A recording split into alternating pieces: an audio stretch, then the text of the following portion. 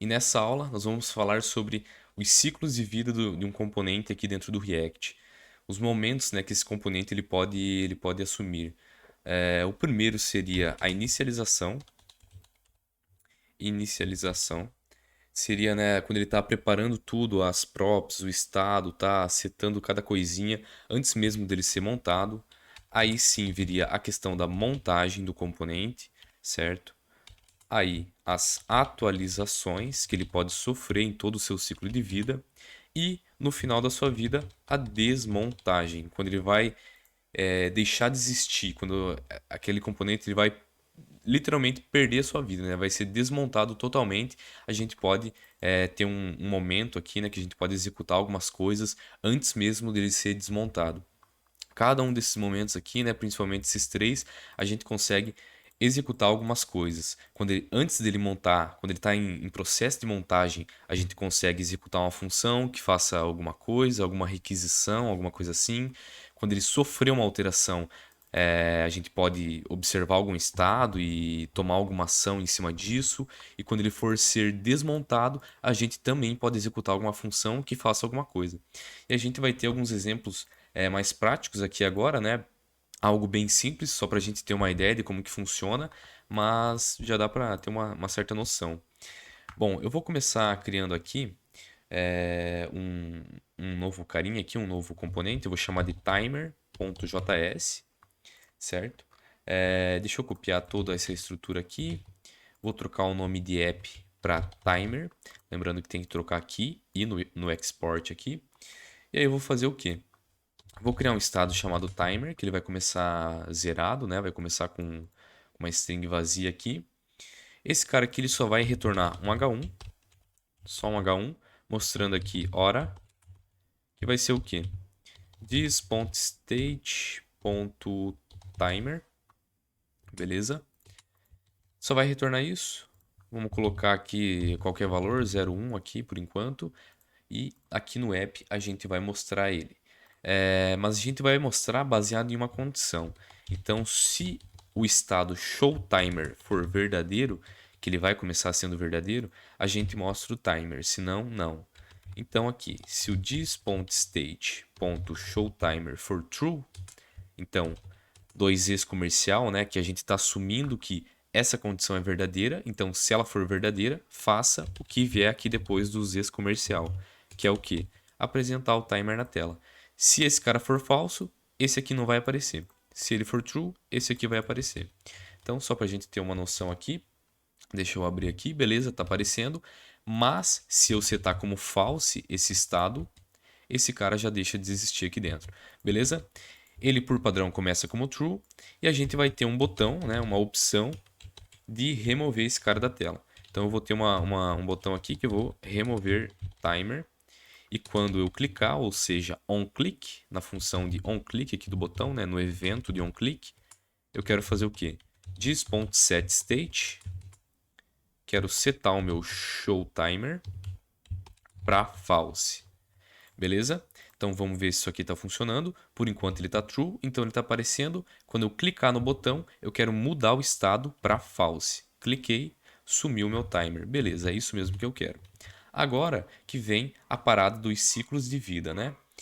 A gente tem alguns métodos aqui que vem dessa classe component para a gente controlar esses ciclos de vida, né? Em componentes de classe vai ser dessa maneira, e aí em componentes de função, que é o que a gente vai utilizar no curso inteiro, lembrando disso, né? A gente só está usando componentes de classe só nesse módulo de fundamentos, então não se preocupe, a gente não vai ficar nisso aqui. Mas aqui no componente de classe, a gente tem alguns métodos que a gente consegue gerenciar isso. Como, por exemplo, o método component_did_mount, ou seja, quando o componente está sendo montado, antes mesmo dele ser montado, né? Quando ele sofre a primeira renderização, esse cara aqui é chamado. E aí aqui nesse cara, a gente consegue executar o que a gente quiser, basicamente. Ele é muito bom para fazer requisições, né, e tudo mais, mas nesse nosso exemplo a gente vai fazer o quê? Vou fazer um set interval, ou seja, uma função aqui do JavaScript que é executada, que executa uma função que a gente determinar, né? A função que a gente colocar aqui dentro, ela vai executar a cada tanto tempo. No caso, eu defini que a função que eu vou escrever aqui dentro vai ser executada a cada 1 segundo, né? Então, eu vou executar o quê? Dis.setState, a cada 1 segundo eu vou atualizar o meu estado, o meu timer, com o valor aqui que eu vou passar um new date, .toLocale time string. Isso aqui, para quem não sabe, né, o new date é um objeto de datas aqui do JavaScript, e essa função ele vai me retornar a hora atual no formato que o meu PC está configurado, no caso o formato PTBR, né, o formato da hora aqui do Brasil. Então, a cada 1 segundo ele vai atualizar o meu timer com a hora aqui que a gente tem, né, o nosso formato de hora aqui do Brasil. Então, bora dar uma olhadinha nisso aqui. Voltar aqui. Ele já começou até a contar, né? Então, começa zeradinho e aí, depois de 1 segundo, ele começa a atualizar e a cada 1 segundo ele continua atualizando ali o nosso timer. Beleza. Então, esse cara aqui faz exatamente isso. Quando o componente é montado na tela, ele executa uma função. No nosso caso, foi essa função que ele executou. Esse seria o primeiro momento aqui, né? O momento de montagem.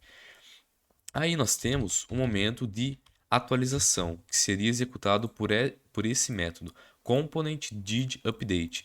Cada vez que o nosso componente sofreu uma atualização, cada vez que ele for renderizado novamente, o que pode causar isso? Atualização de um estado, por exemplo. Cada vez que você atualiza um estado, o seu componente é renderizado novamente. Então, esse cara vai ser executado. E só para a gente ver que ele está sendo executado mesmo, vamos fazer aqui, ó. Console.log é componente atualizou. Então, cada vez que esse cara atualizar, ele vai executar. Está vendo que ele já está contando aqui, ó, 6, 7, 9, 10 e vai. Ele vai executando cada vez que o componente atualiza, certo? Esse aqui seria outro momento, né, outro ciclo de vida.